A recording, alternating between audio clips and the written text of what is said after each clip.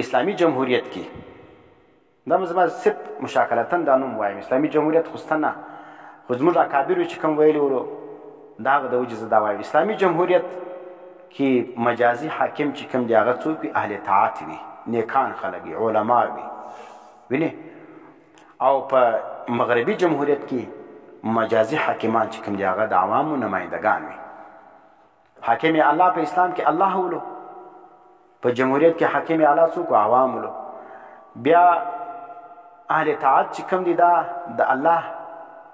وینې بندگان نیکان عالمان دا چې د مجازي حاکمان دي خلیفة المسلمین وینې بادشاه امیر دا چې شوي دا د الله نائب دی په دنیا کې د الله حکمونه به نافظي او په جمهوریت کې د عوامو نائب څوک دی هغه نمایندگان دي هغه به د عوامو حکم نافظي اهل طاعت به د الله حکم نافظي او په مغربي جمهوریت کې دا دی د عوامو نمایندگان به د عوامو حکم د هغو خواهشات چې کوم شی غواړي هغه به نافظي او دریم فرق دا دی په اسلامي جمهوریت کې یا په خلافت کې حاکم به تا حیات وي چې کوم شی سړی بادشاه سلو خلیفه سلو دا به تا حیات چې کوم دی هغه به دی چې شوي دی خلیفه وي تر څو پورې چې کفر بواح نیز ښکاره سوی تر هغه وخته پورې د خلاف خروج کول دا جایز نه دی لیکن په مغربي جمهوریت کې هغه دا دی چې تر 5 کالو پورې دا سړی بادشاه اوسېدی سي حاکم اوسېدی سي د هغه وروسته چې کوم دی هغه د عوامو دا حکم دی اډر دی دی به د کرسۍ ښکته کېږي د الله حکم نه دی د عوامو حکم دی نو تر څو پورې چې د آیین او دغه شکنې نه کړې نو دی چې کوم دی هغه 15 کاله قدر چې کوم دی هغه په جمهوریت کې په مغربي جمهوریت کې دی اوسېدی سي لیکن په اسلامي جمهوریت کې ته حیات چې کوم دی هغه به دی وي او بل دا دی په اسلامي جمهوریت کې د امیر تقرر اهل الرایه یا اهل الحل والعقد به کوي زیرای کسان به کوي ماهرین به کوي هغه به د امیر تقرر کوي او په جمهوریت کې چې کوم دی د امیر تقرر هر څه له حاصل دی هر کس و ناکس دی کوي نر و ښځه سره برابر دی پاگل و عالم سره برابر دی الله مولا بجلیګر رحمت الله علیه خبره ده وایي په دې دور کې چې حضرت ابوبکر صدیق رضی الله تعالی عنه او دا رقم پیرانفیر ژوندی نو د هغه رایه او دا رقم د یو چرسي رایه به سره برابر وي نو دا څونه غټ ګمراهي ده چې د حضرت ابوبکر صدیق رضی الله تعالی عنه رایه او د یو چرسي د رایې سره ته برابرې دا نظام و د اسلام نظام دا اسلامي جمهوریت دی دا په اسلامي جمهوریت کې د امیر تقرر اهل الحل والعقد به کوي او په مغربي جمهوریت کې د امیر تقرر چې کوم دی هغه هر کس و ناکس له حاصل دی بس دا فرق دی دا اوس په دې باندې خلک نه پوهېږي وایي اسلامي جمهوریت اسلامي جمهوریت اسلامي جمهوریت موږ منو دا رقم یې منو چې کوم اکابرو علماو لیکلي ولو پر هغه طریقه دی د جمهوریت نافظ موږ یې منو پر هغه طریقه نه مغربي جمهوریت یو نیمه صرف د اسلام دی د جمهوریت موږ نه منو او بل دا دی د اسلامي جمهوریت کې د حصول اقتدار لپاره د مسلمانانو تقسیمېدل دا حرام دي مسلمانان تقسیمېدل د مسلمانانو اختلاف دا په اسلامي جمهوریت کې یا په خلافت کې دا چیز دا حرام دي مسلمانان به اختلاف نه سره کوي جنګونه به نه سره کوي پاکیان به نه جوړي او په جمهوریت کې خو ګسر دا حکم دی د دین جمهوریت دا حکم دی چې هر ځل له اجازه سته هر سړی کوي چې چا خپل پارټي جوړه کړي او د حصول اقتدار لپاره وایي تقسیم ګسو ضروري دی و د جمهوریت حسن په دا کې دی چې پکې اختلاف موجود وي او بل چې کوم دی هغه دا دی په اسلامي جمهوریت کې د عهدې حرص دا جایز نه دی سړی به دا نه وایي په خوله باندې چې ما بادشاه که ما وزیر که ما پلانی که دا رقم اسلامي جمهوریت موږ منو ګوره دا رقم جمهوریت چې زموږ اکابرو لیکلی دی دا رقم اسلامي جمهوریت دا د اسلام او د خلافت یو ذریعه ده نو اسلامي جمهوریت دا رقم جمهوریت چې په هغه کې د عهدې حرص جایز نه وي نو دا رقم سړی چې کوم دی هغه دا جمهوریت موږ منو نو په اسلامي جمهوریت کې د عهدې حرص جایز نه دی او چې کوم سړی په خوله باندې عهده وغواړي دا نه اهله دی او په مغربي جمهوریت کې ګوره که چیر دغه شان په کوم جمهوریت کې موجود و بس دا بیا چې د مغربي جمهوریت دی چې عهده په خوله باندې غواړي او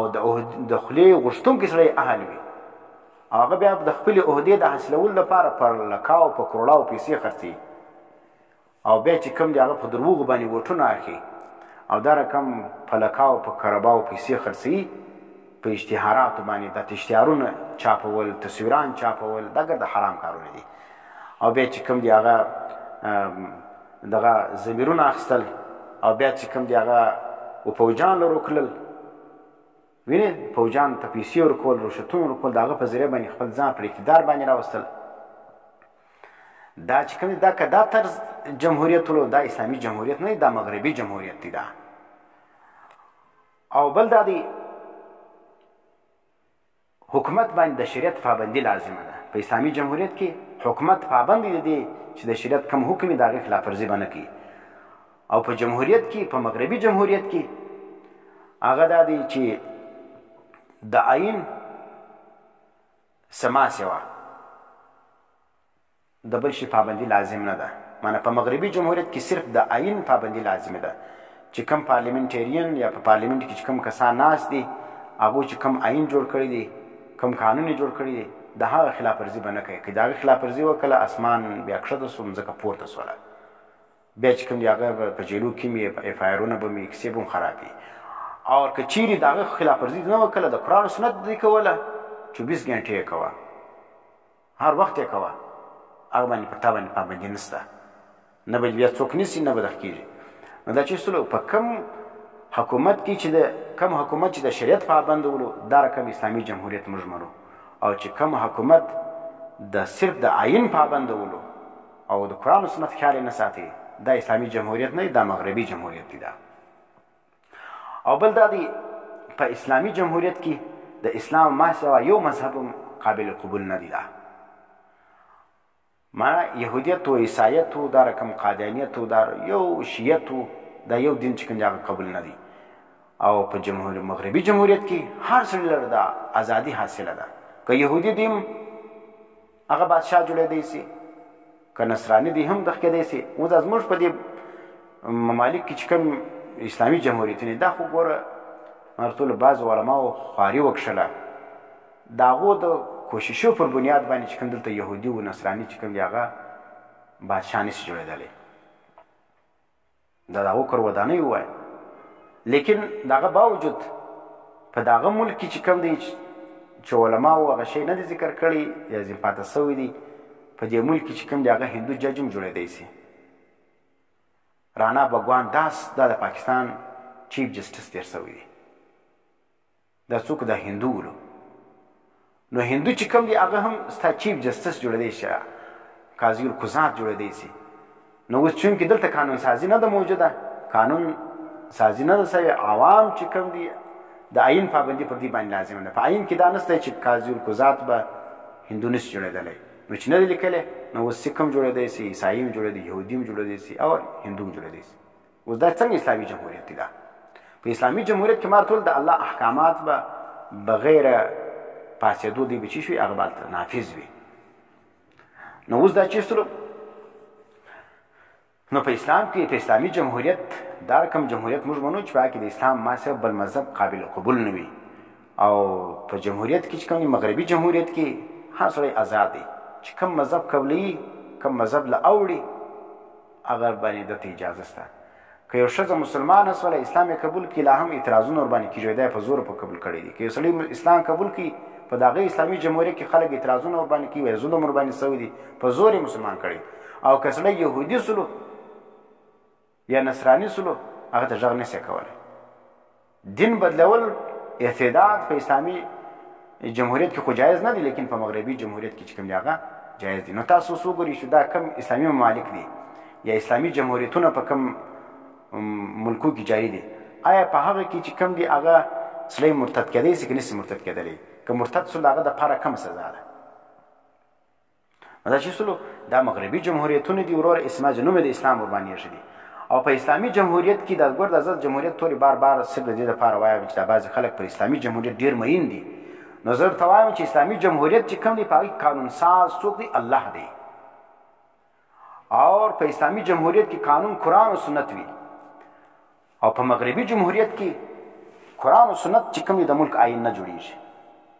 قرآن او سنت په هغه وخت د ملک آئین جوړیږي چې پارلیمنت یې پاس کړي، ځکه حاکمیت پارلیمنت ته حاصل دی، ځکه حاکمیت عوام له حاصل دی، ځکه حاکمیت د عوامو نمایندګان له حاصل دی چې هغه کوم شی غواړي. ګوره دا چې دی موږ په آئین کې دا د په داخله کې قرآن و سنت کے خلاف قانون نہیں بنایا جائے گا، قرآن و سنت اس ملک کا آئین ہوگا. و په دې وجه باندې دا چیز ګوره په دې کې دا د موږ دفعه داخله کړې، باید دا دفعه چې تا داخله کړه دا په دې حیثیت داخله کړه چې الله درته ویل دي، که په دې حیثیت باندې داخله کړه چې عوامو حاکمیت د عوامو د هغو دا حکم کړی چې دا دغه کېږي به یا د عوامو نمایندګانو دا فیصله وکړه، په دې حیثیت کې ته منې چې د عوامو فیصله دا ده او دا رقم د عوامو د نمایندګانو فیصله دا ده، نو ته حاکمیت اعلی الله لره نه منې، ته عوامو لره منې. دلته چې په آئین کې دا لیکل سوی ده چې دغه قانون سازي حق صرف الله او رسول لره دی یا د قرآن و سنت خلاف به بل قانون نه پاسیږي. دا په کومې حیثیت باندې ته په دې حیثیت باندې دی چې حاکمیت اعلی ته عوامو لره منې. دا قرآن و سنت ما سره بل قانون به نه پاسیږي، دا خو په څه وجه باندې منې چې د عوامو نمایندګانو دا شی پاس کړی دي، حاکمیت اعلی عوامو لره ته بولې. نو که چیرې حاکمیت اعلی ته الله لره بولې نو بیا دغه سود ولې نه حرامېږي؟ بیا په دې ملک کې چې کوم دی هغه دغه نور حرام کارونه چې کوم دی هغه ولې نه بندېږي؟ پر هغه باندې دغه چې کوم دی انتظامي ادارې دا ولې اکشن نه اخلي؟ چې کوم ځای د آئین خلاف ورزي وسي هلته خو ادارې په حرکت کې راځي، د آئین خلاف ورزي وسي هلته ادارې په حرکت کې راځي، چې د قرآن و سنت خلاف ورزي کېږي هلته ادارې ولې په حرکت کې نه راځي؟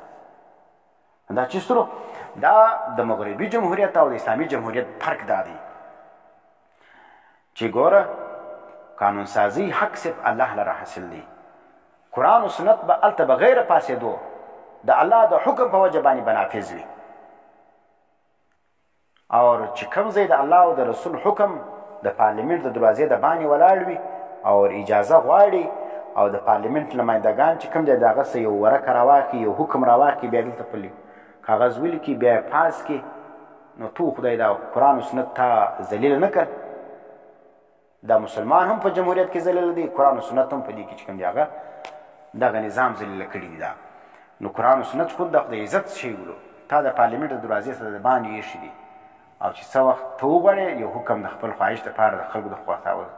خطا ایستلو دپاره، د خلکو د خولې د بندولو دپاره، د علماو د خولې د بندولو دپاره بس یو حکم پاس کړي، بس نو دا په جمهوریت باندې اسلام راځي.